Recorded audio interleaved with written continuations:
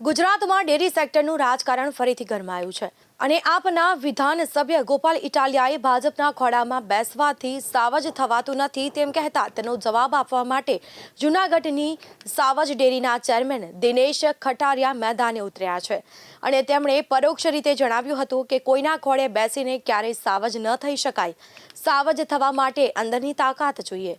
આમ આદમી પાર્ટીના વિધાનસભ્ય ગોપાલ ઇટાલિયાએ સનસનાટીભર્યો આક્ષેપ કર્યો હતો કે સાવજ ડેરીમાં રોજનું 3 લાખ લીટર દૂધ ભરાય છે અને તેમાં 1.5 લાખ લીટર દૂધ જ અસલી દૂધ છે અને બાકીનું દૂધ કેમિકલવાળું દૂધ છે। આ દૂધ સાવજ ડેરીમાં નોંધાયેલી નકલી દૂધ મંડળીઓ દ્વારા ભરવામાં આવે છે અને મેં કરેલા ધડાકા પછી રોજનું 70,000 લીટર દૂધ આવતું ઓછું થઈ ગયું છે। હું કેમિકલવાળા દૂધના કારોબારને તાળા ન મરાવું તો મારું નામ ઇટાલિયા નહીં। તેમણે જણાવ્યું હતું કે ભાજપના ખોળામાં બેસવાથી સાવજ ન થવાય, તેની સામે થવાથી સાવજ થવાય અને સાવજ અહીં ઊભો છે। ડેરી સેક્ટરમાં હું દૂધનું દૂધ અને કેમિકલનું કેમિકલ કરીને બતાવીશ। ગોપાલ ઇટાલિયાના જ આ પ્રહારોનો જવાબ આપતા હોય તેમ સાવજ ડેરીના ચેરમેન દિનેશ ખટારિયાએ પણ જૂનાગઢની સાવજ ડેરીની વાર્ષિક સામાન્ય સભામાં બહારના તત્વો જેવા શબ્દો દ્વારા પ્રહારો કરતા જણાવ્યું હતું કે આ લોકોના વાણી, વર્તન અને વ્યવહારમાં કોઈ ઠેકાણા હોતા નથી। તેઓને બસ ગમે તેમ બોલવું છે અને તેમની બધી વાતો હવામાં હોય છે, લોકોને સ્પર્શતું કશું હોતું નથી। સાવજ ડેરી સામે આંગળી કરવી હોય તો તેના માટે સાવજ જેવી છાતી જોઈએ અને સાવજ ડેરીમાં દૂધ આપનારા અને તેનું દૂધ પીનારા બંને સિંહ જેવા છે। તેમાં કેમિકલ ભેળવાય છે એ તમારા કેમિકલવાળા ભેજાની નીપજ છે। તેઓને આવા વિચારો આવે તે સ્વાભાવિક પણ છે કારણ કે આમ આદમી પાર્ટીનો ઇતિહાસ જાણીતો છે અને તેમણે હવે દિલ્હી પછી ગુજરાતમાં દારૂની નદીઓ વહાવી છે। તેમણે જવાહર ચાવડાના વલણ ઉપર પ્રહારો કરતા જણાવ્યું કે ક્યારેક તે ભાજપના વખાણ કરે છે તો ક્યારેક કોંગ્રેસના વખાણ કરે છે, ક્યારેક સાવરણાના વખાણ કરે છે અને હજી બાકી રહી જતું હોય તો બાપુ શંકરસિંહ વાઘેલાની પાર્ટી છે તેમાં પણ જઈને આવે તે પણ પોતે પહેલા ક્યાંક સ્થિર થાય અને આના પછી બીજાને કંઈક કહે। દિનેશ ખટારિયાએ દાવો કર્યો હતો કે સાવજ ડેરી ઉપર આક્ષેપો કરનારા પોતાની રાજકીય કારકિર્દી માટે હજારો પશુપાલકોના જીવન સાથે ચેડા કરી રહ્યા છે, તેમની આજીવિકાને ફટકો મારવાનો પ્રયત્ન કરી રહ્યા છે। જ્યારે અમે ખેડૂતોના હિત રક્ષક છીએ, જો ખેડૂતોના હિતોની અમને ચિંતા ન હોત તો અમે અહીં ન હોત। છેક 1995થી અમે છીએ। તેમનું કહેવું છે કે કામ કરતા હોય તેના ઉપર આક્ષેપો કરવા સહેલા છે પરંતુ કામ કરવું અઘરું છે। તેમણે પરોક્ષ રીતે જણાવ્યું હતું કે ગોપાલ ઇટાલિયા જાણે જવાહર ચાવડાની ડિઝાઇન મુજબ જ ચાલી રહ્યું છે અને તેમની પેટર્ન મુજબ જ રાજકીય કારકિર્દી આગળ ધંપાવી રહ્યું છે અને તેના માટે તે બીજા લોકોને ગેરમાર્ગે દોરી રહ્યા છે। લોકોએ આવા ગેરમાર્ગો દોરતા તત્વોથી ભરાવવું જોઈએ નહીં। તેઓ ફક્ત તેમની રાજકીય કારકિર્દી બનાવવા માટે લોકોને ઓથ લઈ રહ્યા છે અને તેઓ બીજા સામે એક આંગળી ચીંધે ત્યારે તેમની પોતાની 4 આંગળીઓ ચીંધાયેલી હોય છે। આમ તાજેતરમાં વિધાનસભાની પેટા ચૂંટણી પૂરી થતાં રાજકારણની રાજકીય ગરમી ઠંડી પડી ત્યાં ડેરી સેક્ટરના રાજકારણમાં ગરમાગરમી વધવા લાગી। ગોપાલ ઇટાલિયાએ સતત ગીરની સાવજ ડેરીને લક્ષ્યાંક બનાવી છે અને તેથી જ સાવજ ડેરીના ચેરમેન દિનેશ ખટારિયાએ તેમની વાતનો જવાબ આપ્યા વગર છૂટકો નથી। તેઓ ગોપાલ ઇટાલિયાને જવાહર ચાવડાનું મુખપત્ર કહે છે। મારે આક્ષેપ કરનારા લોકોને અને એમને સલાહ દેનારા લોકોને મારે કહેવું છે કે તમે પેલા તમારું તો સ્થિર થાવ,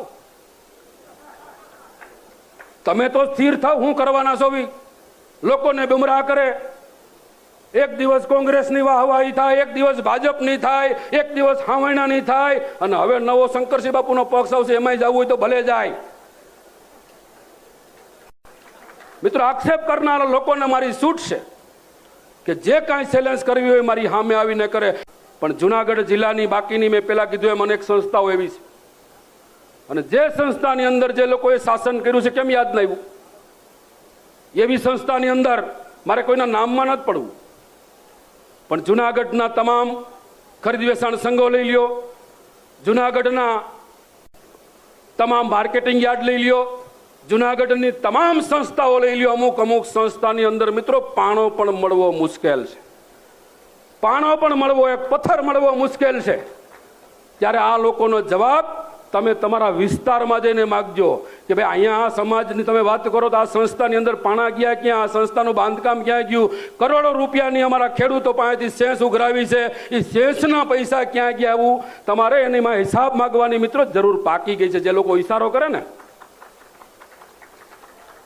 કોણ ઈશારો કરે છે તમે વર્તી ગયા હોય, મારે કહેવું નથી, કોઈ નામમાં નથી પડવું, પણ જેને ડિઝાઇન આપે છે મિત્રો, ખાટલે મોટી ખોટ છે, ઘર તરફ કોઈ જોતું જ નથી. કોઈની સામે એક આંગળી સીધી ત્યારે 4 આંગળી આપણી સામે આવતી હોય છે. દિનેશ ખટારિયાએ પડકાર ફેંક્યો છે કે હવે જે લોકો જે આક્ષેપ કરે છે તે પુરવાર કરીને બતાવે. સાવજ ડેરીમાં દર વર્ષે ઓડિટ થાય છે અને તેમાં મિલ્ક ઓડિટ પણ થાય છે. આક્ષેપ કરનારાઓએ પણ ચકાસણી કરવી જ હોય તો આજે પણ બધું આવીને ચકાસી જાય, નમૂના લઈ જાય અને પછી આ પ્રકારની વાત કરે. તેઓ તો જાણે એવી વાતો કરે છે કે પ્રજાનું હિત તેમના હૈયા જ વસેલું છે. જો આવું હોત તો પછી અમે અહીં આટલા વર્ષોથી શું કામ બેઠા છીએ?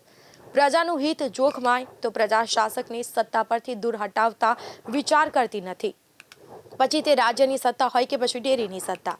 અમે પ્રજાના હિતના રખેવાળ છીએ એટલે આ સત્તા ઉપર છીએ. અગાઉના શાસનમાં કેટલાક ખેડૂતો સમૃદ્ધ થયા અને અમારા શાસનમાં ખેડૂતો કેટલાક સમૃદ્ધ થયા તેની તુલના કરો તો સ્થિતિ આપમેળે સમજાઈ જશે. અમારા તંત્રએ ખેડૂતો અને પશુપાલકોની જેટલી ખેવના કરી છે તેટલી બીજા કોઈએ કરી નથી અને આના જ કારણે તેઓ અમને વારંવાર ચૂંટે છે. મિલાવટ તમને મુબારક, કારણ કે તમારો ધંધો કેમિકલનો છે. અમારે તો પ્રજાને ફક્ત નાણાકીય આરોગ્યથી લઈને શારીરિક આરોગ્ય સુધી બધી રીતે સમૃદ્ધ બનાવવાની છે અને તેથી તમારું કેમિકલ તમારી જોડે રાખો. અમને તો અમારું દૂધ જ વહાલું છે. તમે લોકોને કેટલા નશાવાળા બનાવ્યા છે તે તો આખું જગ જાણે છે અને અમારા રાજમાં જેના ગામ સુધી પણ દૂધ પહોંચતું ન હતું તે લોકોના ઘર સુધી દૂધ પહોંચતું થયું છે અને તે પણ બધા જાણે છે. તેથી જ બીજા ઉપર આક્ષેપો ન કરો, પણ પ્રજાના હિતોની વાત કરો અને તેના માટે કામ કરો.